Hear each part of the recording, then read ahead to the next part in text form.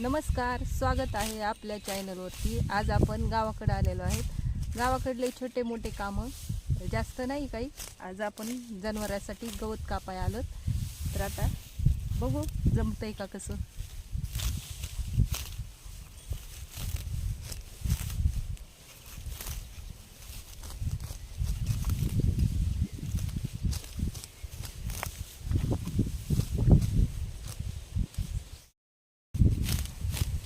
जनावर जास्त असल्यामुळे गवत थोडं जास्त कापून घ्यावं लागतंय, भारी बांधून।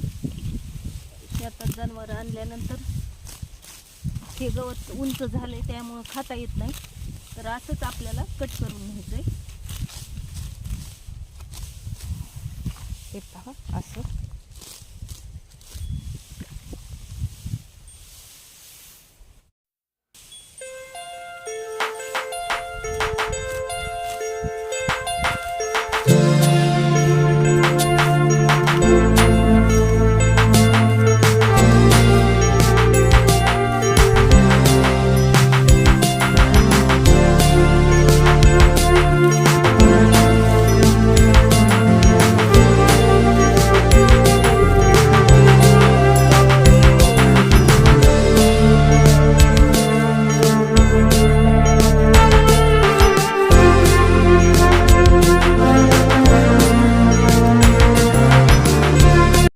आता हे आपण एवढं गवत कापलंय, आता ह्याचं भारा करायचा आहे आणि कोट्यावर घेऊन जायचंय।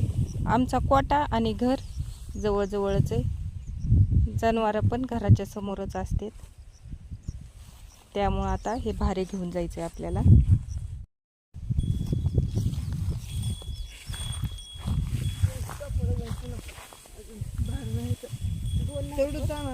दोन भारे नाही तेवढंच नाही जाईल का घरापर्यंत।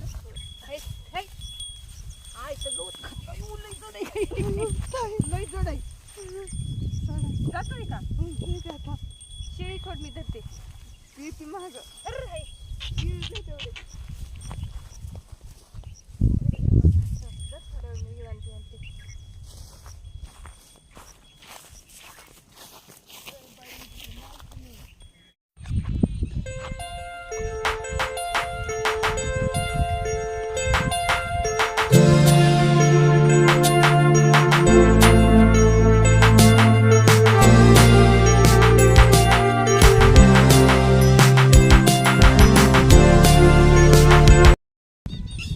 आता आपण मुगाच्या शेतात आलो। इथं मूग पेरलेला आहे, तर मुगाला आणखीन फुलं काही नाही आले, छोटे छोटे गुन्हे आले, तर ते गुन्हे बघूया आपण। तर आता छोटे गुन्हे म्हणजे छोटे फुलं, हे पहा, हे अशा कळ्या, हे शेंगा, हे जे असतं ते ह्याला गुन्हे म्हणतात। तर आता छोट्याले शेंगा काही आल्यात, काही फुलं, काही गुन्हे, हे बघा असे। मुगामध्येच थोडेसे भेंड्याचे झाडं लावलेले आहेत, आपले गावरान भेंड्याचे, हे पहा, हे असे। ही गावरान भेंडी, गावरान भेंडीला आत्ताच भेंड्या येत नाहीत, दिवाळीला येतात त्या।